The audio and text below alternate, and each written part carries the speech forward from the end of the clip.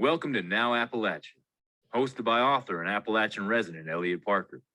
This show profiles the authors and publishers that have connections to the Appalachian region and how those connections influence and impact their works. And now, Appalachia.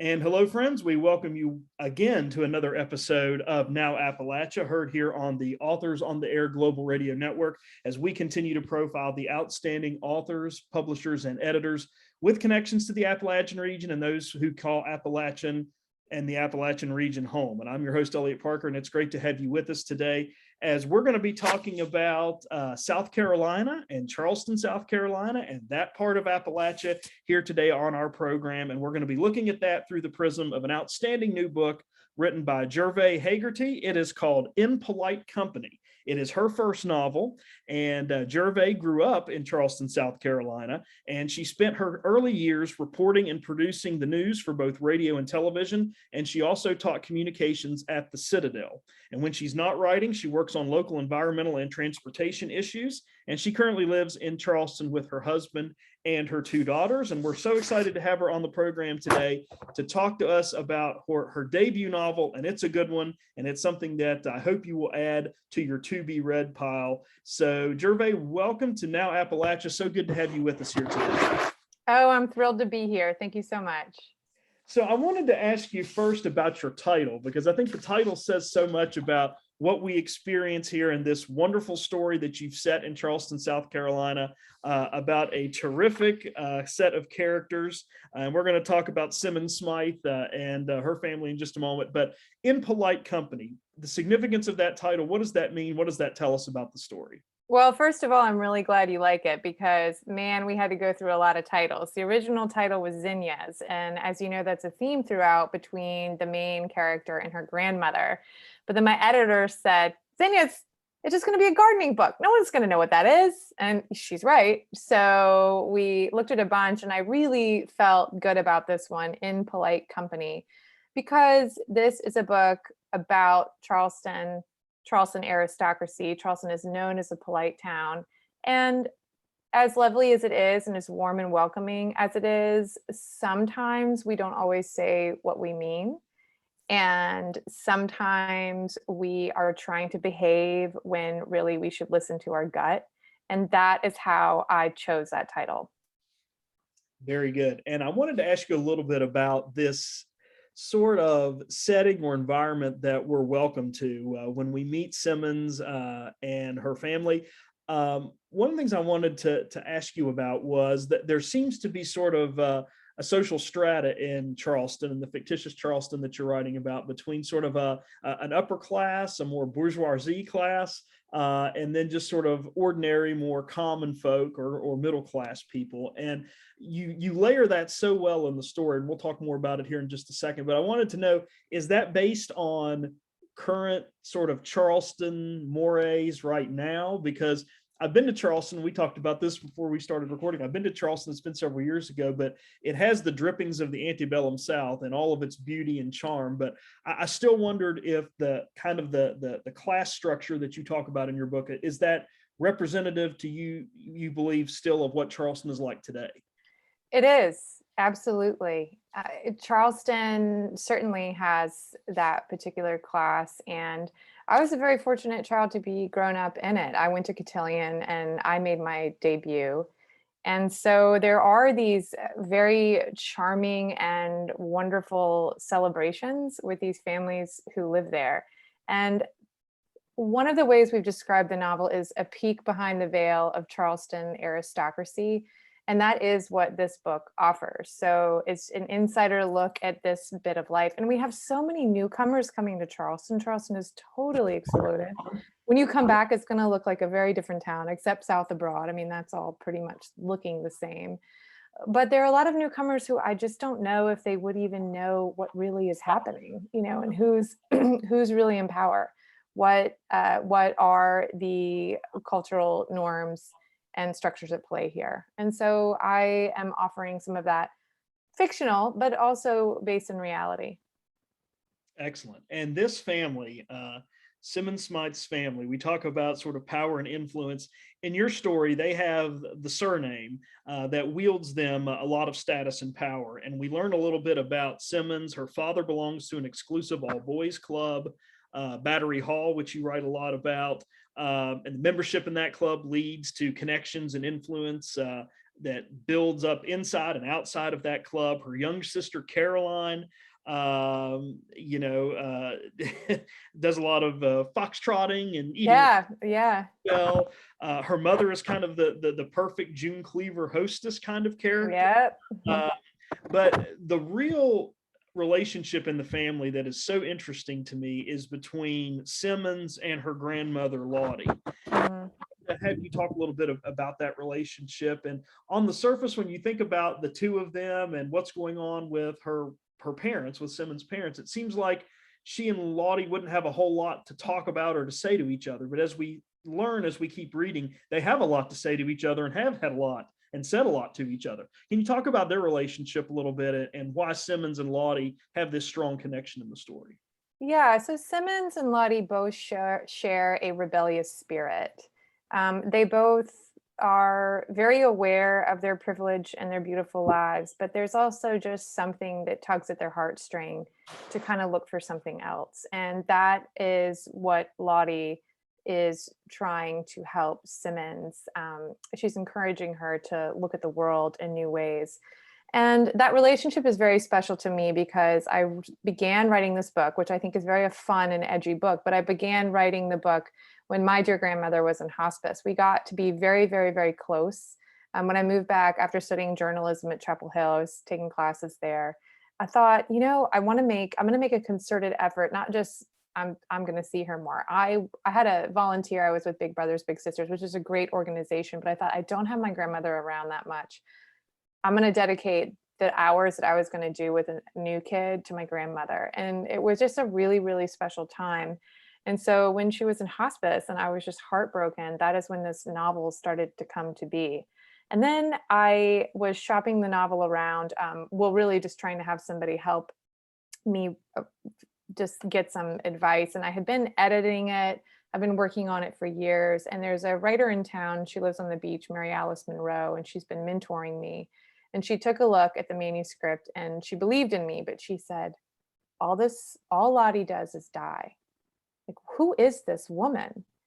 And that was a light bulb moment that my mentor gave me. And I am so grateful for that. And then I thought, God, who is she? And it really pulled the book together. It was so fascinating because now with the early reviews, I'm seeing like Lottie's everybody's favorite character, but that didn't really develop. You know, I'm just making it up as I go along. I don't know what I'm doing. It's a first book, but it was that element that becomes the most compelling to a lot of readers. And so it's an honor to be able to write a story inspired by my grandmother. And I hope she's proud. She's a great character, and we'll come back to her in just a second. But one of the things I love how you set up the novel in terms of unveiling what's happening to the Smythe family. We get a sense that they're going to be having a great year coming up in the story. In October, Simmons' older sister is going to give birth to her second child. In November, her younger sister is going to make her what we call a debut, which is an old Southern tradition where she goes to cocktail parties and balls and all these fancy things to kind of introduce her to the gentlemen of Charleston, South Carolina. And then the following May, Simmons is going to marry a guy named Tripp. But what's interesting about that is after we learn those details is two things happen. One, Simmons calls off the marriage to Tripp. And I'll ask you to comment on that and why she does that. But then also we learn that Simmons, who works and produces news at a local TV station, does something to a judge who's a family friend who was taken to jail and released hours later with no charge. She runs that story in its entirety and completely, and that kind of puts some strain on the relationship with her family. So what's going on here in terms of Simmons making these decisions that are going to kind of create cracks within the Smythe family facade? First, she decides to dump Tripp and end that marriage. but she also decides to run the full story about this judge who's run into some trouble, knowing that it's going to cause problems. Well, why does she make those two decisions? Well, so going back to my mentor, she was telling me I'm actually looking above me right now on my desk at a bulletin board, and I wrote it down when she was talking to me, but she says you have to box in characters to a moment of decision, right? And that's what we do. And so I really wanted to force Simmons's individuation from her family. Her family is a lovely family. They're a family who cares about family. They put family first. They love each other, they care about each other, and they support each other. But there's just this rebellious heart that this young woman has. And also she's aware of some of the, probably I would say, kind of built-in unfairness in a lot of the systems that she's a part of. And so that is more shown with her decision with the news story. But then when it comes with that's a more ethical decision she had to make. But when it comes to the story of her heart, she's with a guy, he's a good guy. A lot of people would be very happy to have a man like Tripp in their lives, but it just didn't feel right. And a big part of growing up is, and having a family with so much love for you, is also learning that even though they love me, what they think is right for me isn't always right for me. Yeah, very good, very good. And I wanted to read an excerpt, passage that came in chapter 14. And I think this kind of ties in together exactly everything that you just said about her feelings about Tripp and the relationship to Lottie, and kind of everything that's going on when she makes these two decisions. And you write in chapter 14, 4 days have passed since I kissed Harry, 3 days since my phone call with Tripp. I haven't told a soul other than Lottie, and Lottie keeps her secrets. I guess Tripp hasn't said anything either, because in the insular world of old Charleston, news travels fast. I was going to tell Wheezy about the breakup. I've been waiting for the right time, but there will never be a right time. Best to get it over with. I told Tripp I don't want to get married. What's going on there in that moment, kind of self-realization of what she set into motion here and kind of the after effects of that? Yeah, well, sometimes in relationships, gosh, I think I actually had Lottie say something along that the life gets messy when your heart isn't where it should be, something along those lines. And so as Simmons is struggling to figuring out how she's going to move forward with the decision, she kind of had to push the issue and maybe make a step, an irreversible step toward infidelity, because she needed something to push her in the direction that maybe she wasn't quite brave enough to do without that. Yeah, excellent. The title of the book is In Polite Company. It is Gervais Hagerty's debut novel, and we're talking about it here on Now Appalachia on this episode, and we'll come back to the book in just a second. But Gervais, I wanted to talk a little bit about you and your career and what you've been doing and have done outside of writing In Polite Company. My first question is, what was it like teaching at the Citadel? Ah, a riot. I loved it. I loved it. So I taught undergraduates, so they're in uniform, and then I got to wear the uniform, which I loved. I'm not a fashionista, so I just love the fact, and I'd bike to work, and then I'd go and I'd suit up. I even have a beret, and they'd salute me, which is a trip in itself. And they're such a fun group, because at the Citadel, to have fun, they're just getting into mischief. And part of teaching public speaking, which I did a lot of, and I also ran the public speaking club, a Toastmasters chapter on campus, but a huge part of that is storytelling, right? And so though there are professors who were there for decades with students, like a chemistry professor or history, and they're lecturing, I got to hear their stories every day. And then the students who were part of the club would stay with me over the course of 4 years.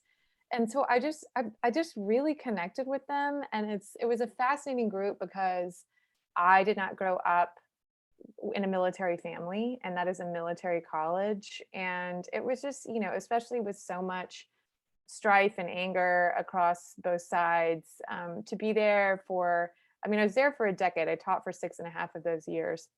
It was lovely. It was just lovely and funny and exciting. often ridiculous. But I was treated very, very well there, and I'm very grateful. And it was actually really hard to leave. I just really wanted to dedicate time to write a book and to finish this book and then start another one. I just had this itch I couldn't get rid of. And I was like, you know what? I bet they would take me back. I know I was a great professor. I'm just going to try this. And everybody was so good with helping the transition. And we got a great person who has taken over the lab that I run and the classes. And, but I'm so grateful for that experience. And I know, being a professor myself, the best times to write, and sometimes the only times you can find to write, are on those breaks: Thanksgiving break, Christmas break, spring break, summertime especially. Is that something that helped you kind of make the decision to step away from that career temporarily to focus on writing? Is that you just needed, more time and more opportunity and more consistent time throughout the year to write? Because I've heard other writers who were professors say that they feel like their writing life is in spurts and starts, that for spurts and fits. They have, a week here, 2 weeks there, a weekend here, a weekend there, and then it's very sporadic and it takes them a long time to finish a project. And I was wondering if having more time to concentrate on writing was something that helped you make that decision to step away from the Citadel. Well, 100%. I mean, I had three things in my life, which was my children, my job, and then my passion to write. And one thing had to give. And I wasn't going to be not as good of a professor, so I just was going to either give it my all or stop. But a fun thing that my husband and I, we made a plan.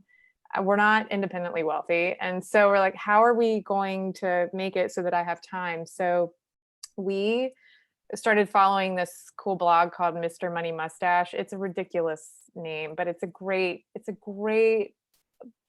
place to land if you're looking to really think about how you're spending your money and what you want out of life. And so we just really cut down. We have solar panels. I don't have a car. I have a cargo bike. We compost. He brews beer. We're just real careful about. And then anyway, so what we decided was like, we're going to save up for years. We had this plan. We're going to save up enough money that I would have the same amount of nest egg that I would have if I were working. And I'm going to bust my butt and get this book ready and try to sell it. But if I don't, I have a year and we don't have the financial pressure. So that was, that really worked well for us. And we don't really feel like we sacrificed anything. These bookshelves, oh, well, sorry, the people can't see, but we're looking at each other right now. But like, I built my own bookshelves. Like, who does that? But it was just because it was kind of inspiring. Like, I don't need to pay somebody to do this. I can do this. Like, I'm going to do it. So it's been really fun and motivating for sure. Who are some writers that influence or inspire you? Oh, well, so my number one inspiration, I would say, is Sue Monk Kidd. And she wrote The Invention of Wings, Secret Life of Bees, The Dance of a Dissident Daughter. And in fact, her blurb was on the cover of my novel, which is a huge honor. I was just so starstruck when she wrote me an email to say, to give the blurb. And when I saw the email from her, I went around whooping around the house and kind of half crying. I was just so overwhelmed. My husband goes, well, what does it say? I was like, I don't know. I haven't opened it yet, but she emailed me. So that was really great. And then I'm really digging Leanne Moriarty. I just think she's out of Australia. I just finished 9 Perfect Strangers. I think she's brilliant. I laugh out loud all the time. It's great. So those are the two that are top of mind right now. Excellent. We're speaking with Gervais Hagerty here on Now Appalachia, talking to her about her career as a writer and teaching at the Citadel, but more importantly, her new novel, In Polite Company. So we'll come back to the novel now. And I mentioned we would get back to Lottie. And one of the interesting things I like about Lottie is that she has some secrets of her own. And there was something that happened to her in her youth that really kind of changed the way she looked at life and looked at people. And we learn that kind of as the story unfolds, the significance of that impact. Can you talk a little bit about that and how that kind of shapes Lottie's, not just perceptions of life, but how she kind of relates to Simmons as well? Well, a big part of Lottie is, you're right, it's her past and who she was. And she has that rebellious spirit. But then she was in Atlanta and she moved back to Charleston, and then she married her husband Tito, and then lived the very somewhat square but beautiful life that is this path that's laid out for them. And I wondered, this goes back to my grandmother. I spent a lot of time with her wondering, who would you be like if you were born at a different time? My grandmother was a very beautiful woman, very stunning. And I think, I mean, obviously it's fun to be gorgeous, right? But also I think it might have even boxed her in a little bit more of just being this, she's just this beautiful thing to look at. But what did she want? And I remember as I got more bold and we got closer, I would ask her more pressing questions about religion and life. And she was so open-minded to listen to that. And I kind of wondered, like, what would it be like if we were friends? Like if we were the same age, if she were here now, what sort of adventures would she go on that she wouldn't, because she was born in a certain time and circumstance that she was. So that was what got me thinking about creating Lottie. So if you had to think about, other than Lottie, because I know you've mentioned her as being a character that you really liked, and we find out later on in the story that something happens that threatens Lottie's life, and I don't want you to give that away because I know that is a significant plot point there, and we don't want to give away that too much for the audience. No spoilers. Yes, no spoilers. We want to encourage them to get a copy of your book and check it out. That's right. Other than Lottie, which character did you really enjoy spending time with the most? Because I know that when you're writing and you're creating all these great characters, and there's so many great ones in your book, who else did you like spending time with outside of Lottie? Well, I love Martha. So Martha is Simmons's best friend, and Martha is pretty much my alter ego. Martha says what she thinks. She has sex with whoever she wants to. She goes out and she might have a drink, she might not. She might want to smoke a cigarette. I mean, she just does what she wants, and she says what she thinks. And she is a hyper contrast to Simmons, who is still, as much as she sees herself as a rebel, she's still very traditional. Also somewhat naive, kind of got a little bit of the princess syndrome. So it was really fun to have this alter ego and kind of bat around these two different parts of my personality between these two 20-somethings. So I've really enjoyed creating Martha. Yeah, she's a great character too. And I was when I went back today to kind of read through and kind of get the characters resituated in my mind, I kept thinking a little bit of kind of what you said. If Simmons could step out of the Smythe family legacy, or behind that veil of the Smythe family legacy, she might be Martha.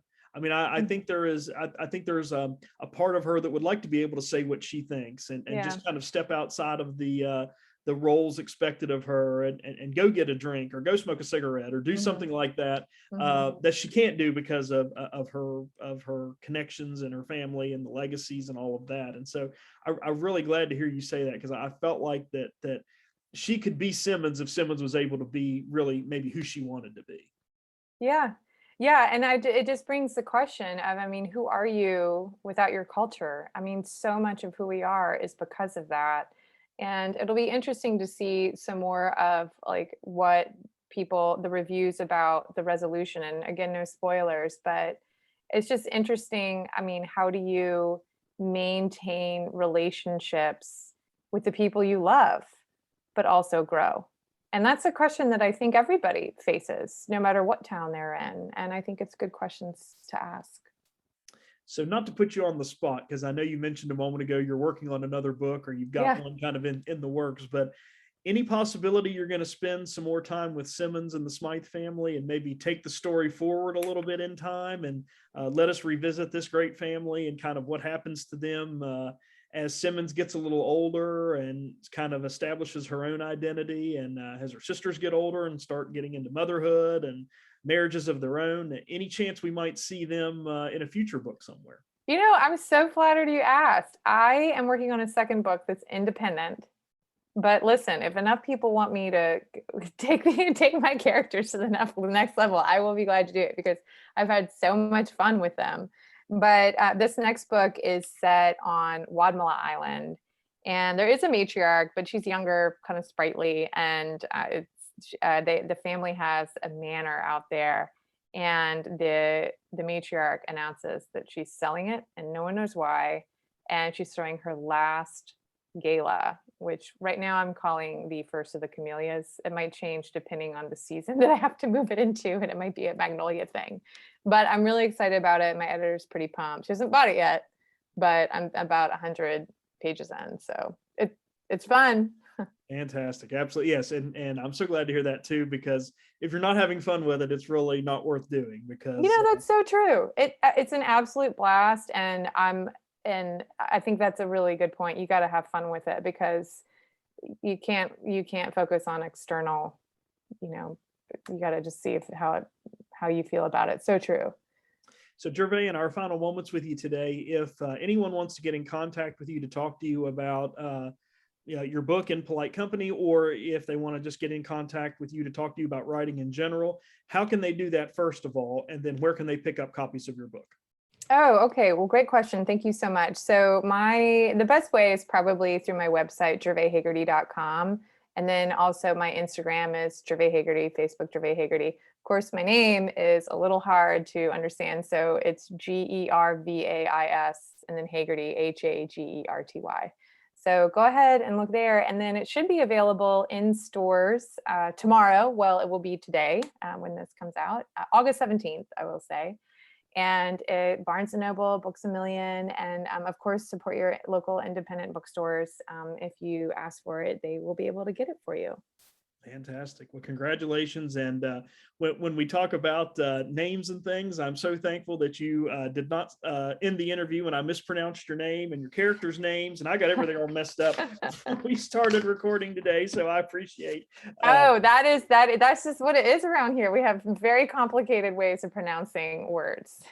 Understand that totally. We've been delighted to be joined today by Gervais Haggerty. Her new book is called In Polite Company. It is a fantastic new book. She unlocks riddles from the past involving Simmons Smythe and her family. But also you learn as you read the book that some rules are meant to be broken. This is a terrific book with some characters that you're going to fall in love with and think about long after you get to the last page. So Gervais, congratulations on the book. It's wonderful. It's a great book that everyone needs to add to their to-be-read pile. And as you get that second novel finished and put together, we'd love to have you back on the program to talk about it. So thanks so much. Oh, it would be an honor and a pleasure. Please, I've had so much fun. Thank you so much for being with us. Okay. We want to take a moment as we finish up on this episode of Now Appalachia to give a special shout out to the executive producer of Now Appalachia and the executive producer of all the podcasts that you hear on the Authors on the Air Global Radio Network. Her name is Pam Stack. Pam, thank you so much for all of your work behind the scenes to make these podcasts possible. We also want to remind you that this is a copyrighted podcast that is owned and operated by the Authors on the Air Global Radio Network. That's going to do it for us this time on Now Appalachia, but please come again next time. And in the meantime, stay well and see you someplace soon, I hope. You've been listening to Now Appalachia. This is a copyrighted podcast owned and operated by the Authors on the Air Global Radio Network. Stay tuned. More outstanding podcasts are coming your way next. Stay tuned for more outstanding podcasts from the Authors on the Air Global Radio Network.